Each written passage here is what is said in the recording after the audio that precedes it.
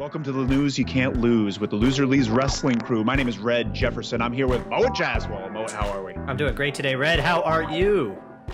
I think I'm good, honestly. This has been a good morning. I did laundry and I ate oatmeal. What did you eat for breakfast, Moet? I ate oatmeal too. And we didn't talk about this, folks. This just accidentally happened. This is the type of content you're going to get from the Loser Leaves Wrestling Crew.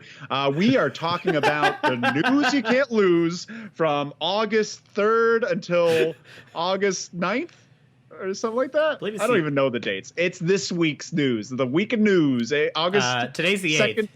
Today's the 8th. We're going to say it's the 9th, Moet. We're going to say it's the 9th because nothing happens on Sunday. Because we're releasing. Yeah, good point. Good point. Yeah, we don't even have to cut that out because we want the full transparency on the news you can't lose. The biggest news story, I think, of the past week, we have The Rock purchasing the XFL. He's purchasing the XFL. The XFL went into bankruptcy this past April or May when Vince McMahon filed for Chapter 13, I believe it was. And there was a bunch of people suing, a bunch of creditors suing the XFL, but Rock's picking up the license and the branding, and I think some of the deals with the stadiums. Does this matter to you in any matter, Moet? No. No, what do you see in this, Red? That's what I kind of just think I think it's interesting.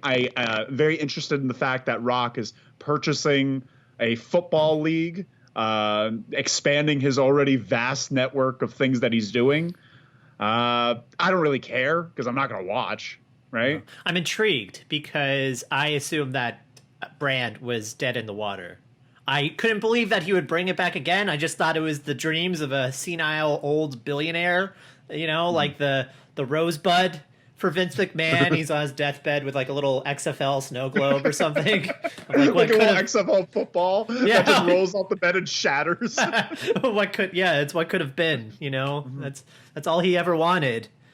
But so I don't know what The Rock has to do with this. I don't know what he sees in it, what the potential of the XFL could possibly be in his eyes. If I may, because from a novice, I'm a very layman in terms of football knowledge. I know very little. But I do know there's a certain group of people, like a lot of people, that would love an alternative to the NFL. There's a lot of people that would want that in some way. I don't know why. You can't ask me why, but I know there is. And when they did the XFL 30 for 30 or whatever that ESPN thing where they focused on the XFL with Dick Ebersol and Vince McMahon, that renewed a lot of interest in it. And even at the end of that interview, Dick Ebersol and Vince are just like, we could still start that back up. They said that like 2 years ago. So it was a very interesting little cliffhanger to a 30 for 30. I think that the branding was still there and they're still clamoring for an alternative to NFL. And I guess Vince was trying to capitalize on it. But, God doesn't love him. Yeah, again, this is going to be so boring, I think, for a lot of people. Listen to two people that don't know anything about sports talk about sports. But that's such a good idea. We should have just us talking about sports news and trying to make sense of it.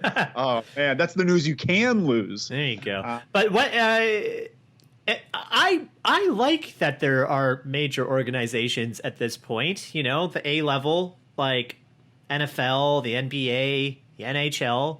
Because I know what to tune into. I assume people that don't like wrestling know that. I'll just watch WWE. But then, aren't you glad there's an AEW? Yeah, because basketball fans would be like, well, there's the NBA, but there's also college basketball. There's the NCAA. You got to watch that stuff. That's where real basketball is. And that's like our AEW or what have you. So, I guess is that what the XFL is trying to do? Like they're trying to become that separate brand. Is that even possible? The cooler alternative. Yeah, I think it is. Because they tried it with arena football. Do you remember arena football? Vaguely, yeah. Essentially, it was just a smaller field, so it was more action-packed, and touchdowns were kind of easier because it's a smaller place to run across. And they're just trying to make the game, I think, more exciting, and also making the players work harder. Because there's incentives to winning, rather than it just being, you're making $50 million this year, Okay. So I think that's interesting. That being said, we don't like football. We don't care. It's there. Well, watch. Not a fan of football. Make us. Yeah, yeah. Like, I like watching at a bar. I like watching at a bar or at a game and when I'm there. But I'll never tune in on my own. I do like going to Super Bowl parties, but I do not like the Super Bowl. I like eating nachos. I am anti-football. Okay. Yeah. Well, don't invite us to your Super Bowl. No, invite us to your Super Bowl parties. Do not invite us to Super Bowl watching where there's no food. No, yeah. Invite me to your nacho parties. Yeah. That's where That's what we're going to call them. Yeah. When everyone's like, oh, you going to Super Bowl party? Oh, yeah, the nacho party this Sunday with all the commercials? Sure. Yeah. Sure. Next story on the block, we have WWE is starting a new concept for Raw and I guess SmackDown. I'm not sure. It's called Raw Underground, where it's an MMA style underground street fight type matchups where I guess they're going to have maybe there's a separate roster for this type of matches. I'm not sure. They haven't really explained much besides hearing Shane McMahon scream how great this is while the wrestlers are fighting. Mo, what are your thoughts on this new match concept? It's kind of hard to see where it's going. I don't know how it plays into WWE right now in the programming. I thought the presentation was absurd and very 90s in a bad way. Interesting. Like a B-movie 90s concept, But I like the idea of like an MMA style wrestling. I was a big fan. I found out about that stuff in New Japan. I would see like shoot fights with like Suzuki and other people. Suzuki's just the only guy I could think of off the top of my head, where like it was a wrestling match, but they worked it in a shoot style because both combatants knew MMA. And I think that would be cool here because you have a lot of MMA trained wrestlers now in WWE. At least Matt Riddle and Thatcher could do it really well. And I just in talking about the aesthetic of it, like I agree with you. It's very 90s B movie. There's something about it that makes me. You ever play Def Jam Vendetta? Yeah. Yeah. The it makes 90s. me feel like yeah. That was 2000. That was on PS2. Oh, got it. Yeah. Yeah, but like that, it had kind of that feel, which I kind of like, even though it's weird. It is weird. And seeing Shane McMahon sweat around everywhere, I didn't need that. But I don't know. I think they could do better with the atmosphere, but I don't think they're in the wrong direction. Yeah. Yeah, no, I think so. It just sort of depends on if it's going to be like like how much attention they put into it, if it's just going to be a random thing they do, or if they actually try and listen. Like Shane McMahon screaming throughout every fight was annoying.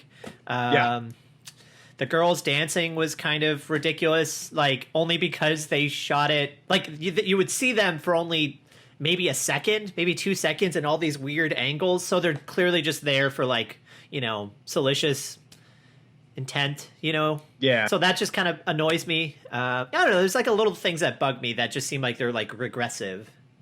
Mo, what did you think? What do you think is the first match that you saw that was a worked shoot style match? Like where it's like, oh, this is different than all the rules. This one's going to be a fight. Do you remember the first one that you saw like that in that manner? I can't say the first. No, like I just there was a match on Wrestle Kingdom 10 or something. It was Suzuki versus somebody else. I just can't remember who he wrestled, but that was the first time I had seen that. It was my first time seeing Suzuki, and it was essentially just like a lot of hard chops and stomps and stuff, and a lot of like worked arm bars and submission holds, but you knew their backgrounds, like him and the other guy, whoever it was, they both had an MMA background, and you could tell they actually knew how to apply the holds properly. So like they would actually kind of grapple, properly, and then someone would get him, the other person in a sleeper hold and kind of hold it for a second, but then they would let go and let the other guy kind of flow off of them. Yeah. And I just thought it was so unique and interesting. It's rare to see that style. Have you seen? You ever see the Ken Shamrock Owen Hart Lions Den match? No, I know I've heard of it. I actually forgot about that. It's like 1998, Fully Loaded, I think. Or it's somewhere in '98, and it's a really interesting match. Like that's and then they did a Steve Blackman Ken Shamrock, and then I hadn't seen it for years. Like that. Oh, we're gonna do a real one, but it's obviously a work. I guess the next one would be Samoa Joe and Kurt Angle and TNA. Do you remember that? No, I didn't watch TNA either. I saw clips of it. Match I saw from that year of TNA. That's the only one. And Matt Riddle and Timothy Thatcher did one about last month. I haven't seen that yet. That one is fantastic. That one's so good. That shows the potential, I think. That one's, I think, more pro wrestling than MMA. But it doesn't matter. Like, those guys were they were incredible. It was very entertaining. Yeah. You should check that match out. I'm going to check it out. Yeah. I'm going to check it. Hey, Loser Leaves Wrestling fans, you could follow us on Instagram, Loser Leaves Wrestling. Subscribe on YouTube. Make sure to check us out on Twitter at Loser Leaves Pod while you're at it, And Facebook, we got that too. We're on all the platforms. What else we got here? WWE is announcing. Well, WWE is starting a stable. They call it Chaos, I think, and essentially I think it's a playoff Antifa. Is that what's happening? That's what I've read online, that it's like, because if you saw, I guess it was just yesterday, I saw some clips of it where they went into the ring. These masked people went into the ring and like chainsawed the ring ropes, and they're just taking over and they're vandalizing. It feels like they're making a commentary, but I'm not sure. WWE specifically denied that it was talking about Antifa, but it feels like it. Do you have any thoughts on this? Is it appropriate? Is it just a gimmick? What are your thoughts? I think it's definitely an influence, Antifa. I think the all black, not showing your faces, and I think it's a caricature. I think it's what like a conservative would want to see Antifa look like in pro wrestling. Like they're just there to cause chaos and destroy things and not be productive at all and scare people. Yeah, the more I think about gimmicks in WWE, it's the way Vince McMahon sees that group. Like, he sees Antifa and he's just like, oh, they're terrorists. He sees 3-4 black guys and they're like, oh, you're Islamic militants. Like, you're the nation of domination. It's very interesting that they're constantly just through that lens of a 75-year-old man. Yeah. The chainsaw thing was pretty cool, though. That was shocking. Yeah. No, I'm into it. I'm not mad at the gimmick yet. I don't think they've done anything to warrant any anger. It may become tone deaf soon. I'm very excited to find out how. But no other thoughts about it? Are you pro it or against it? I'm a big fan of these style storylines of like a rogue group that just destroys all sense of order in a ring. Like the last one I think about is NXT, the like very original NXT before they became their own brand and all that. When Nexus. Nexus, yes. When they surrounded John Cena and just destroyed the entire area. That was so exciting. But the problem is they dropped the ball so hard on that when it was at the time such a fresh and unique take on it that I just don't trust whatever is going to happen. While I did think yesterday was exciting and cool, I don't think they're going anywhere with it. They got to earn my trust again, is what I say. Yeah. God, you have a lot of work to do before we let you come crawling back, WWE. Yeah. Next up, this is the most page 7 item that we've had today, and probably the most salacious news item that we've ever covered, Moe. Marty Janetty admits to murder. Marty Janetty on his Twitter was just talking about his time when he was like 13 and how he was at a bar and he uses some homophobic slurs to talk about this guy that was trying to potentially assault him. And he talks about how he killed him and threw him into the Chattahoochee River. Sorry, that's not funny. I'm sorry. The way you said Chattahoochee. We don't want anyone dead, but the idea of Marty Janetty blatantly admitting to murder on his Twitter, and Columbus, Georgia, the police department there is investigating. They're trying to see if there's any missing persons from that time. And then I think Marty Janetty even doubled down when he's asked to clarify. He's just like, yeah, well, he tried to touch me. I knew he was touching other boys, and so I, killed him. He said some nasty stuff afterwards in that doubling down. He said he just kept saying, like, I don't want to say he's dead. I don't think he's dead. Don't want to say that. But then he goes into how he, like, bashed his head in with a brick and how to teach him a lesson and teach anyone else a lesson. But then he also said something about how he hates jealousy and how his girlfriends are jealous, and he wants to show them what happens if they're jealous, which is just the fucking worst. Yeah. Do you remember a while ago he suggested that he wanted to have sex with his daughter? Yeah. I try not to pay attention to him, but this is just so absurd. This murder thing. It's hard not to see it, you know? Yeah. It's pretty fun stuff. Let's see. I hope he didn't murder anyone. I know he's got like a long list of absurd things he's done since leaving WWE, right? Yeah. He's been in a bad way. Yeah. He's been in a bad way. I can't wait to hear Shawn Michaels' comment on this. This is the last news item that we have today. We got Sammy Guevara used the wrong chair. This past Dynamite, he had a brawl with Matt Hardy where he threw a chair at Matt's head. He used the wrong chair. He didn't use a folding chair. He used a heavy, he used a different type of folding chair, a heavy one or something along those lines. Busted him open, and he got a stern talking to in the back. Do you think bygones be bygones? We move on from this, or do you think there should be further action for Sammy? No, it's an interesting situation because I think it's both. I think it's right that he had a talking to. He shouldn't do that. Shouldn't do it again. But also because it happened, and knowing that Matt Hardy is more or less fine, like it makes me want to tune in for the storyline. Like I want to see what his response is next week. If they're gonna push the story further, knowing they already did this. Yeah. You made an interesting comment. You had a little back and forth. I think it was on YouTube where they're talking about this, and someone said they didn't like the fact that they were using the blood as a promotional tool, like to promote the feud. And you were like, no, it got me more interested in the match, right? Yeah. And they're like, oh, well, it's exploiting a real life thing. He should be punished. You shouldn't glorify that. And that's a weird topic that gets brought up in wrestling maybe once every 10 years. Because I remember like maybe 10 years ago, Billy Kidman was giving a shooting star press and kneed Chavo Guerrero in the head. And he gave him a concussion. And that wasn't the only time that Billy Kidman gave someone a concussion. But they turned it into a storyline that be careful with Billy Kidman. He might give you a concussion. And like it's almost turning that it's almost like you get a bad grade at work or at school. And then the teacher's just like, well, he's being a bad boy at school. Like it's applauding the negative.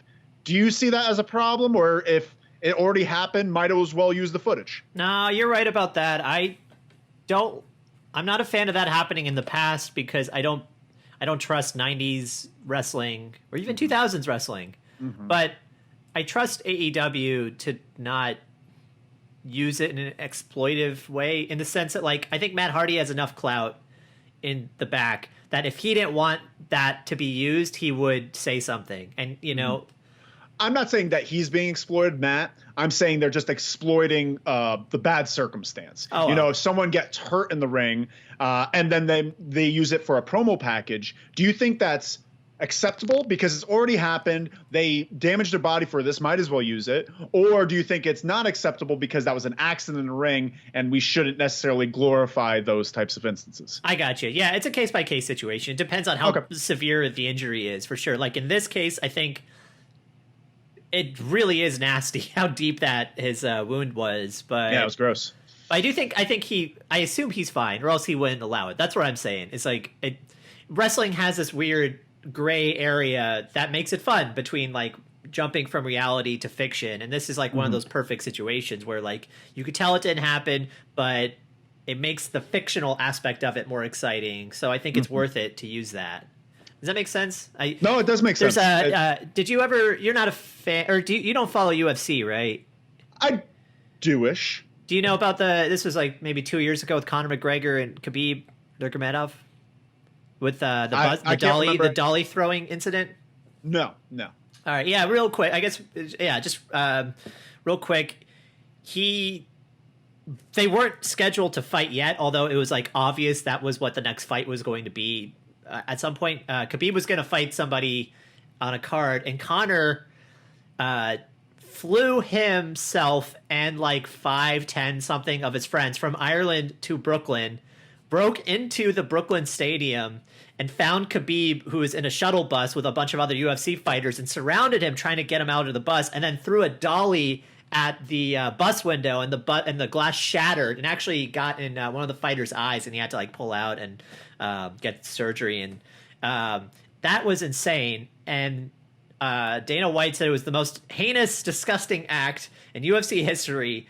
And then cut to like 4 months later when the Khabib Conor fight was announced. That dolly throwing incident was used in every single promotion for the event, and that got a lot of flack because it's a real life incident. This isn't pro wrestling. It's a very pro wrestling moment, but it's real fucking life and with real consequences, and that's what bothers me. That's why I feel like slightly better with this situation. Yeah. Because I've seen the UFC alternative. And I bet not everyone gave consent for that. Like, not everyone on that bus or not everyone that surrounded that bus gave consent that, like, oh, yeah, use my glass that was in my eye for a part of a storyline that I'm not a part of. Yeah. Yeah, I'm sure they did get consent. I guess the difference is with wrestling, it's an accident that happens in the ring. And sure, it could be life-threatening or it could be scary or dramatic, but that could be used. But when it's a personal issue, all consenting parties need to be talk to about it, but also good taste, I guess it's one of those deals. Like there's very discretionary. Yeah. Cause this is like, you could say this is like a real life situation, a personal situation using like this wound, but I think Matt's wife hated it.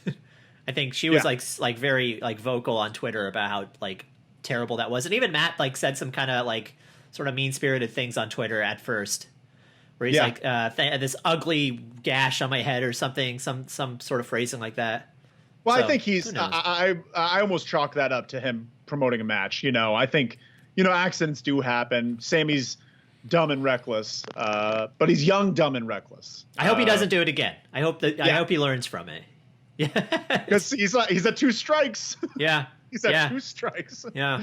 Let's hope for happier times. Anything else to add, Noah? Any other news that we didn't lose? No, I think these are all the things that we kept on to. I'm trying to that we did not lose. This is what I meant to say. That we held on to. That's what. Yeah. Well, you know what? This is the end of the week news. This is Loser Leaves Wrestling, the news you can't lose. My name is Red Jefferson. We're here with Moa Jaswal. Hello, Moa. Moa Jaswal. I said hello. Bye, Moa. Goodbye. Follow us on Loser Leaves Wrestling on Instagram and our Apple, Spotify, all those things. Subscribe on YouTube, and Twitter is Loser Leaves Pod. Twitter is Loser Leaves Pod. That's the ways. There we go. Boom.